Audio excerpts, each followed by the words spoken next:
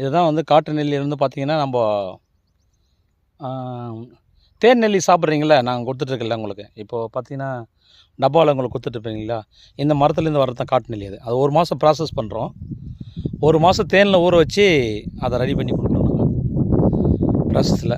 அது ஃபார்ம்லேருந்து தான் வருது, நம்ம ஃபார்ம்லேருந்து. இது எந்த விதமான ரசாயனம் இல்லாமல் எருவில் மட்டும் எரு மண்புழு அதை போட்டு நம்ம வந்து வளர்க்குறோம். இப்போ தான் கன்று வச்சுருக்கோம் அந்த ஃபார்மில். இந்த ஃபார்மு ஃபுல்லாக லாஸ்ட் ஏக்கரில் பாருங்கள், அந்த லாஸ்ட் ஏக்கரெலாம் மொத்தம் வந்து 100 ஏக்கர். அதில் வந்து பார்த்திங்கன்னா ஒரு 6 ஏக்கரா போட்டிருக்குது ஃபுல்லாகவே இது. சரிங்களா, 100 ஏக்கரில் ஒரு 10 ஏக்கரா சேல்ஸ் ஆகிருக்குது, இன்னும் வந்து இருக்குது பேலன்ஸு.